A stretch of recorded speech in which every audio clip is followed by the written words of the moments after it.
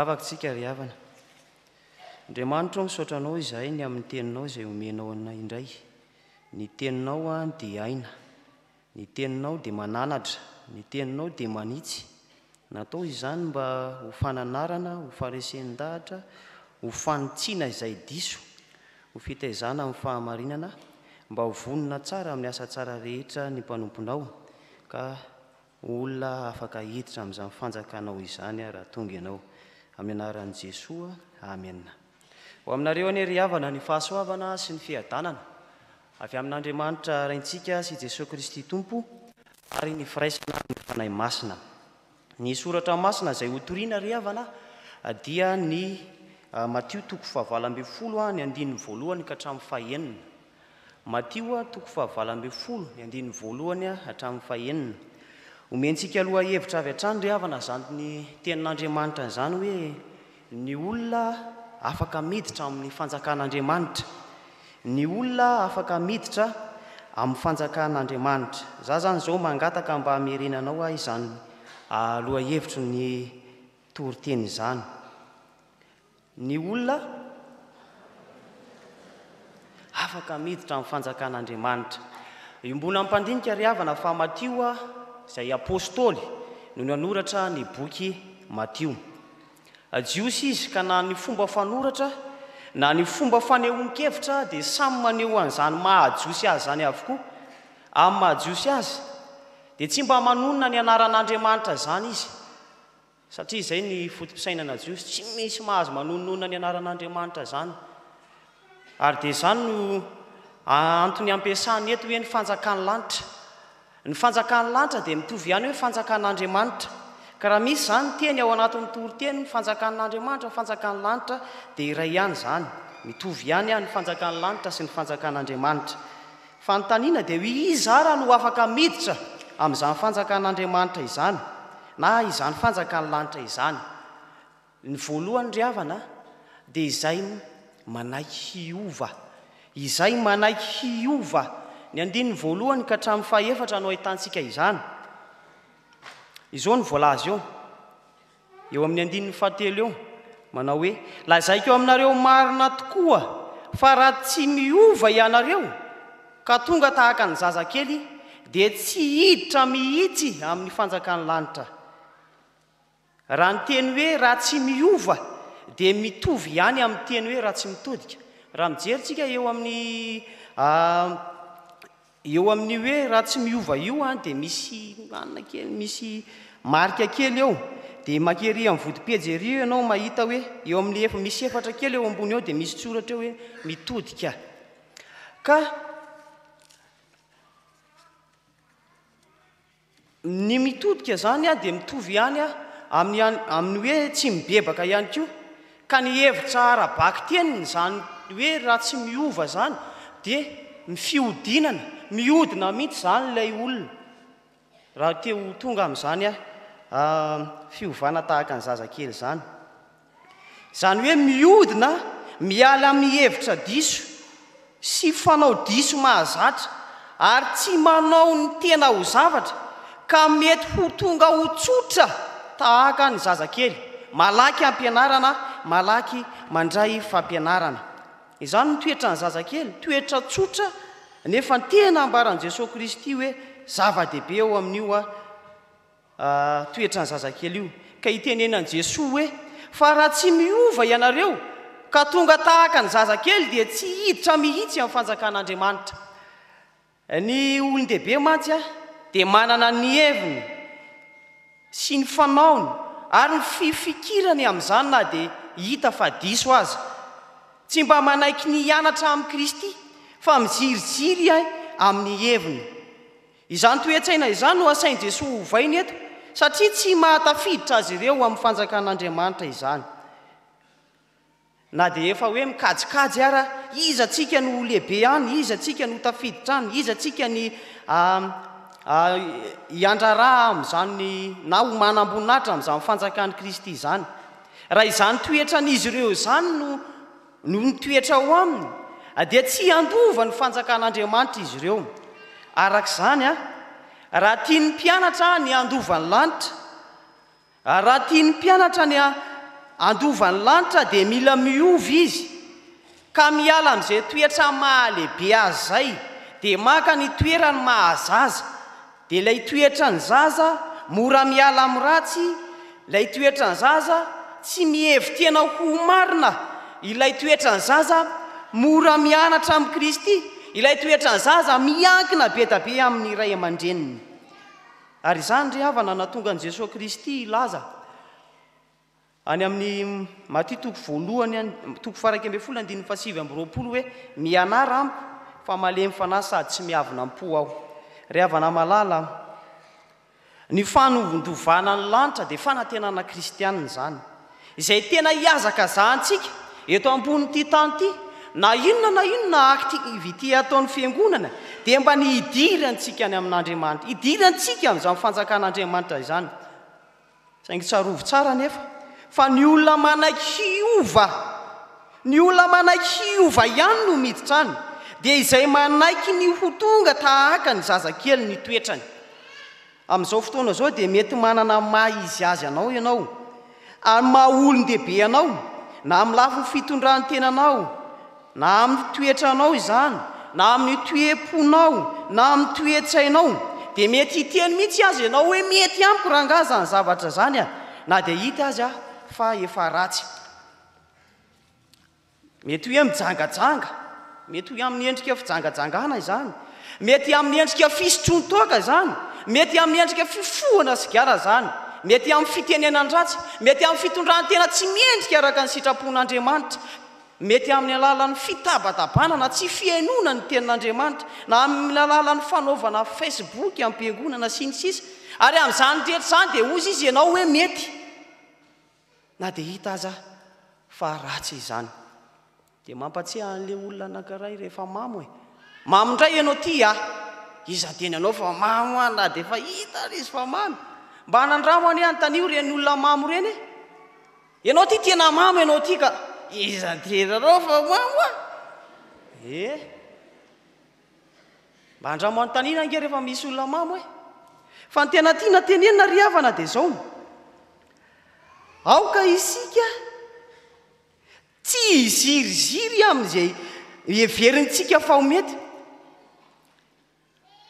aoka isika hanaiky ho diso, aoka isika hiodina ka handray ny toerany zazakely, hiodina ka hanaiky ny hiova amin'ny hevitra diso sy ny fanao diso mahazatra antsika eo amin'ny fiainana andavanandro.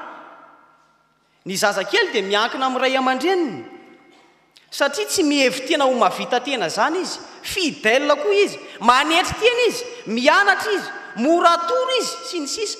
Dia toy izany koa ry havana no tokony hitodiantsika amin'izany toetra ny zazakely zany ka hakantsika ny toerana satria te hiditra amin'ny fanjakan'Andriamanitra isika. Ka aoka ry izay tsy manana toetra ny zazakely, izay mora miova, dia mba hiverina tahaka ny zazakely izy, tsy amin'ny lasiny toe-tsaina zany hoe io izy fa nahara-batana fa io izy toy dia lasa zazakely, tsy izay le eto, fa miova ny toe-tsaina, manaiky hiodina, manaiky hiova dia andray le toetra tsara ao amin'ny zazakely satria tena ho any an-danitra isika, handova ny lanitra isika, ambaran'i Jesosy Kristy mazava eto. Fa lazaiko aminareo marina dia marina koa fa raha tsy miova ianareo ka tonga tahaka ny zazakely dia tsy mahazo mihiditra mihitsy ny fanjakan'ny lanitra. Koa miova ry havana raha izany no izy. Fa iza ihany koa ry havana no afaka miditra amin'izany fanjakan'Andriamanitra izany? Izay mandray an'i Kristy amin'ny alalan'ny fandraisana ny zaza. Izay mandray an'i Kristy amin'ny alalan'ny fandraisana ny zaza. 5 sy 9 izao ny voalazan'i Jesosy eo amin'ny 5 eo, fa nazovo no handray zazakely anankiray aza tahaka itony noho ny anarako dia mandray ahy. Izany hoe amin'ny alalan'ny fandraisana ny zazakely zany no toy ny fitaovana handraisana ny Kristy. Inona no tena tiany Jesosy tenenina amin'izany? Ny fandraisana ny zazakely dia mifono fitiavana sy fanaovan-tsoa izany. Teo amin'ny fiarahamonina jiosy ny zaza dia ny zaza mambehivavy dia mikilasiana ho toy ny hoe olona madinika, marefo, olona tsy dia manao ahoana loatra fa namaivanina. Ka eto Jesosy dia mampianatra fa mila fitiavana sy fanaovan-tsoa izy ireny. Ary tia hamonjy azy izy, tia hitondra fanampiana sy fiarovana azy ireny izy. Ary ireo mpianatra ireo zany no asainy manao izany. Araka izany, dia mampitovy ny teneny amin'izay heveriny fiarahamonina ho tsinotsinona ny tompony. Satria izay mandray an'i Jesosy, izay mandray andreny madinika ireny, dia mandray an'i Jesosy koa izy zany. Izany raha teo no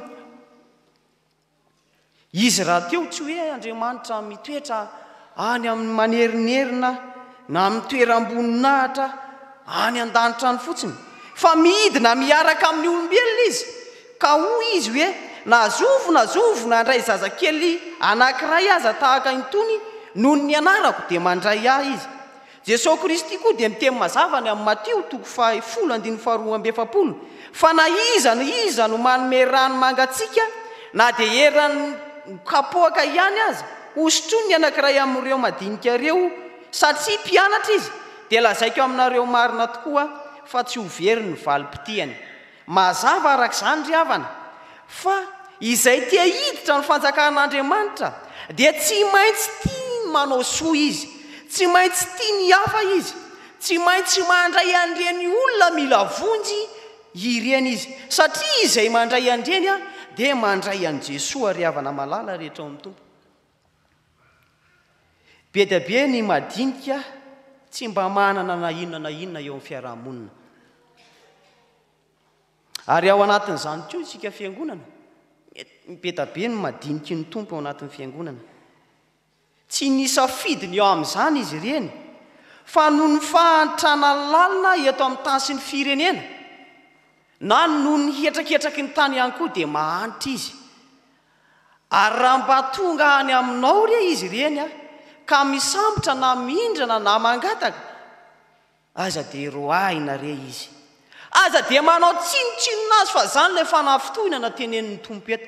Raisy izy dia manaova soa aminy, fa solo tenan'ny Kristy tonga mandondombaravarana aminao izy ireny.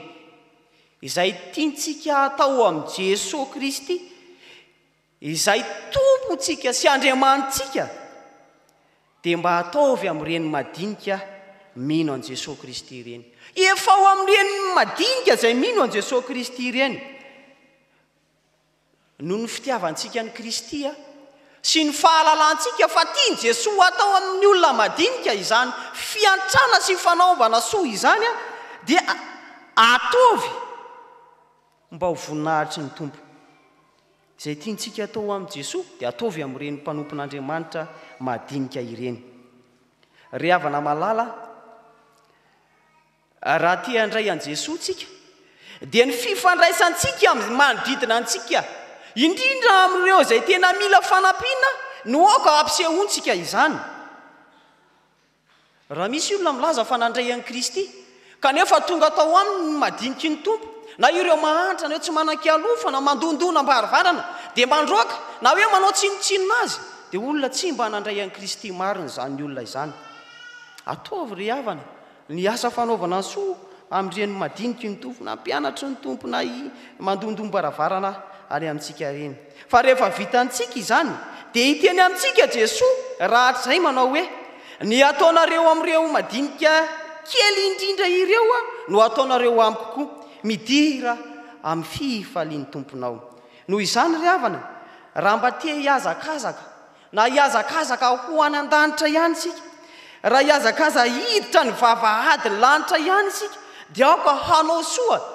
Misy ane raha vao resaka soa, asa soa zany tonga dia mikifika mihitsy, tsay fanampiana ve tsay tonga dia mifikifika mihitsy. Fa eto zany Jesosy ry havana dia mampianatra antsika izy mba tiana hanampy ireny olona izay mila vonjy ireny sy mila fanampiana ireny. Tsy voatery hoe anambe na anakarembe ianao vao afaka mizara zany, tsy voatery, fa izay kely analanao dia afaka zarainao izany. Misy ohabolana kongolais zay ry havana manao ohatran'izao, tokony ho zaraina amin'ny namana na dia mofo efa ambava aza tokony ho zaraina amin'ny namana na dia mofo efa ambava aza zany hoe ianao andrapaka ohatran'izao iny mahita namanao ohatra dia zaraina indray izany dia tsika malagasy moa nampianarina hoe tsy misy manana ny ampy fa maninona ozy fa sambatra izay mifanampy dia andao tsika ry havana tena hoe raha hoe tena nandray an'i Kristy tsika dia andao tsika tena hoe anampy an'ireo olona madinika ireo andao tsika anampy an'ireo olona sahirana ireo ilay ambara hoe zaza eto ilay ambara hoe olona voailikilika eto ilay ambara hoe olona tsy ataon'ny fiarahamonina tsy misy dikany eto dia tsika fiangonana nandeha andray izany misy tantara kely anankiray ry havana nanofy le ramatoa be dia nanofy an' Jesosy izy zany dia neny izy izany Jesosy ho avy vahiny ao aminao aho amin'io raha-pitso amin'ny 12 atoandro ko dia zao homano tsara ny sakafo homano tsara ataovy tsara daholo ny fandraisana rehetra fa ho avy ao aminao aho hiaray sakafo aminao dia eny dia tena mavitribitrika ery ramatoa be tena navitribitrika ery izy ary tsindrin-doana mihitsy hoe ho avy eto aminao eto i Jesosy mihitsy no ho avy ao zany Jesosy zany manam-boninahitra be zany Jesosy zany manana mahizy azy zany ka dia sakafo tsy ataoko vinany mihitsy ny sakafo fa ataoko tsara tare mihitsy ny sakafo satria Jesosy no ho avy eo tonga tamin'ny 12 sasany tak ode mandroso izy zany efa nieritreritra zay ngamba fefa tonga loloha kosa nandroso jerena tsy izy olona hafahafa be mba mangataka kely rano tompoko fa mangetaheta aiza manelingelina na amin'izany aloha aza manelingelina na amin'izany fa za ndray vahiny be fa sindao anao mandeha dia lasa ary fa dia misaotra avy indray le anankiray tonga tamin'ny 12 olona refona noana avy any amin'ny alehany avany zay eka ozy izy ramatoa be namoa varavarana jerena olona tsy izy olona malozolozo ny hitany noana mba mahaso dia mba misy kely sakafo le mba omevo kely fa nony tena nona sy le ramatoa ty miala tany sakafo n'olona manam-boninahitra be no ho avy eo ary tsy misy omeko anao zany ny ao fa olona manam-boninahitra be no ho avy eo niandro le ramatoa be tsy izy Jesosy ho avy zany teo dia farany nanontany an' Jesosy ianao tena mantainga mihitsy ianao laza ianao fa ho avy amin'ny 12 nefa ny aiza ianao zay no ho avy teo efa tonga tany afa-tsy nirarahinao izy efa tonga tany izy avy ny tao ny olona mangetaheta ny olona nona sy ny sisa dia nanina tsy mivahanao ireny angezay ny tonga mandondony mbaravarana any aminareo ny tiana ambara amin'izany tantara zany ry havana dia izao Andriamanitra ilay tompony voninahitra tompony hery rehetra tsy minerinerina any an-danitra izy akory fa miara-monina amintsika ary misy eo amintsika amin'ireny madiniky ny tompo ireny izay mitady fiantrana amintsika ka raha tonga any amintsika izy dia aza elikilika dia Jesosy moa nanao fanoharana hoe taiza moa ianao ny nonako lazainay fa hoe anina taiza ianao ny gadrako hoe tsy nifanginay taiza ianao no mangetaheta tsy menay rano